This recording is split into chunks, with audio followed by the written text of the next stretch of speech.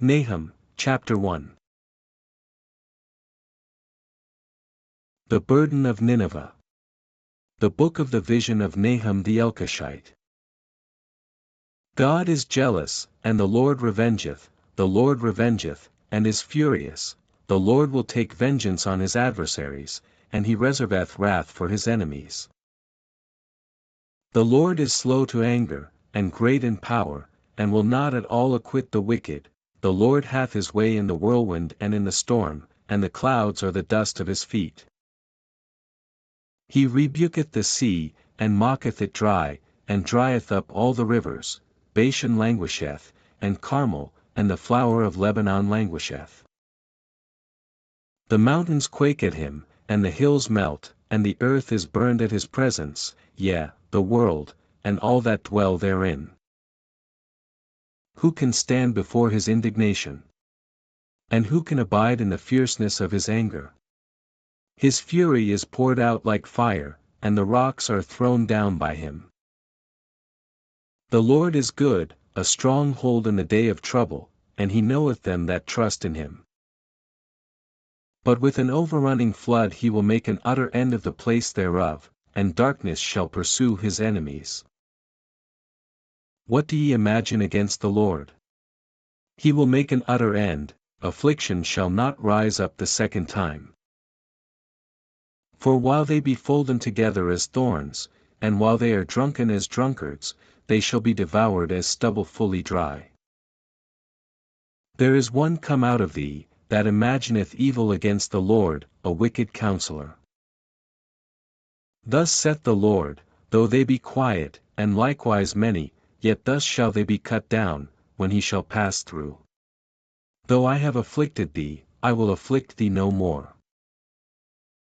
For now will I break his yoke from off thee, and will burst thy bonds in sunder.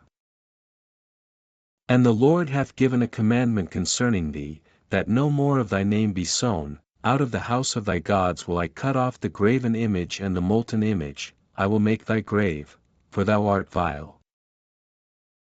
Behold upon the mountains the feet of him that bringeth good tidings, that publisheth peace. O Judah, keep thy solemn feasts, perform thy vows, for the wicked shall no more pass through thee, he is utterly cut off.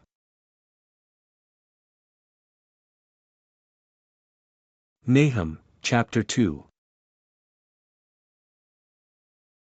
He that dasheth in pieces is come up before thy face. Keep the munition, watch the way, make thy loins strong, fortify thy power mightily. For the Lord hath turned away the excellency of Jacob, as the excellency of Israel, for the emptiers have emptied them out, and marred their vine branches. The shield of his mighty men is made red, the valiant men are in scarlet, the chariots shall be with flaming torches in the day of his preparation, and the fir trees shall be terribly shaken. The chariots shall rage in the streets, they shall justle one against another in the broad ways, they shall seem like torches, they shall run like the lightnings. He shall recount his worthies, they shall stumble in their walk, they shall make haste to the wall thereof, and the defense shall be prepared. The gates of the rivers shall be opened, and the palace shall be dissolved.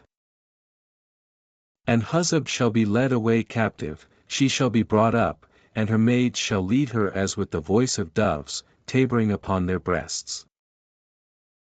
But Nineveh is of old like a pool of water, yet they shall flee away. Stand, stand, shall they cry, but none shall look back. Take ye the spoil of silver, take the spoil of gold, for there is none end of the store and glory out of all the pleasant furniture. She is empty, and void, and waste, and the heart melteth, and the knees smite together, and much pain is in all loins, and the faces of them all gather blackness. Where is the dwelling of the lions, and the feeding place of the young lions, where the lion, even the old lion, walked, and the lions whelp, and none made them afraid?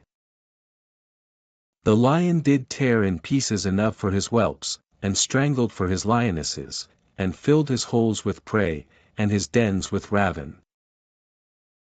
Behold, I am against thee, saith the Lord of hosts, and I will burn her chariots in the smoke, and the sword shall devour thy young lions, and I will cut off thy prey from the earth, and the voice of thy messengers shall no more be heard.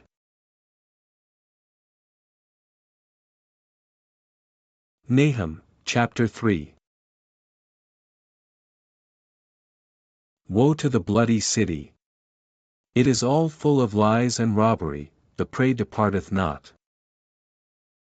The noise of a whip, and the noise of the rattling of the wheels, and of the prancing horses, and of the jumping chariots. The horseman lifteth up both the bright sword and the glittering spear, and there is a multitude of slain, and a great number of carcasses, and there is none end of their corpses, they stumble upon their corpses. Because of the multitude of the whoredoms of the wealth-devoured harlot, the mistress of witchcrafts, that selleth nations through her whoredoms, and families through her witchcrafts. Behold, I am against thee, saith the Lord of hosts, and I will discover thy skirts upon thy face, and I will shew the nations thy nakedness, and the kingdoms thy shame. And I will cast abominable filth upon thee, and make thee vile, and will set thee as a gazing stock. And it shall come to pass, that all they that look upon thee shall flee from thee, and say, Nineveh is laid waste, who will bemoan her? Whence shall I seek comforters for thee? Art thou better than populous No, that was situate among the rivers, that had the waters round about it, whose rampart was the sea, and her wall was from the sea? Ethiopia and Egypt were her strength, and it was infinite, Put and Lubim were thy helpers.